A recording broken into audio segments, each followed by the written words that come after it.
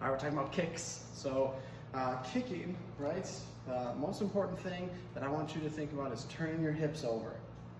It doesn't always come with a full pivot of this down foot.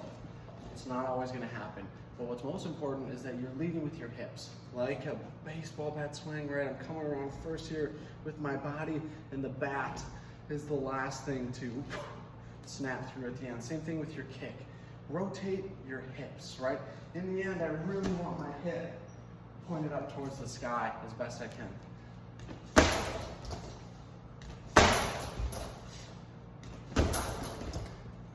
Awesome.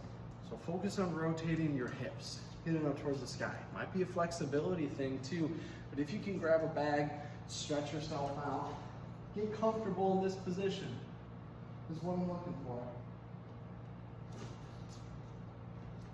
One concept they say is like start at the end. Start at the end. Show me that perfect position. Get comfortable with that, and then go back to the beginning. Try and find that perfect position. Start at the end. Get really comfortable with this, and then build the pieces to get there. So, a couple other things that might help as well too is stepping off to the side laterally. And I want you to throw that same side arm down towards your hip while you keep the other arm up. This adds the torque to it, and this gives you a little more space to your hips.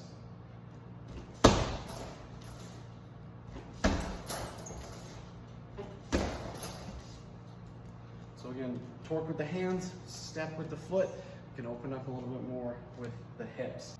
All right, so that was the rear kick. So to talk about the switch kick, starting your Muay Thai stance, you got two options. If they're close, I'm gonna switch my stance, right? It's a switch, and I almost step off to the side a little bit too. Switch my stance, bring it right back. Switch my stance, kick, bring it right back. So there's a switch of the stance to kick, boom. There's a switch of the stance to bring me back to it, to my normal stance. If I'm a little farther away, I can also step. Stepping. That one generates a ton of force as well too. So step and kick. I step, I almost step off to the side a little bit too. Swing through with that kick. And again, just like the other side we were talking about, try and turn that hip over. It doesn't always happen that my foot, my heel rotates, pivots a full 180 degrees. It just doesn't always happen, right? So step, kick. I still got some pivot on it, but most importantly, I turn my hips over.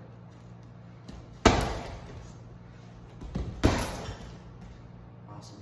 Well, last thing I'll say, and it takes time to develop, is stay tall. Keep your posture tall, keep your posture strong. Try not to lean back as you kick, right? It puts you out of position, out of balance, a lot easier to sweep. Stay tall on your kicks. That's something that's probably gonna come with time and flexibility too.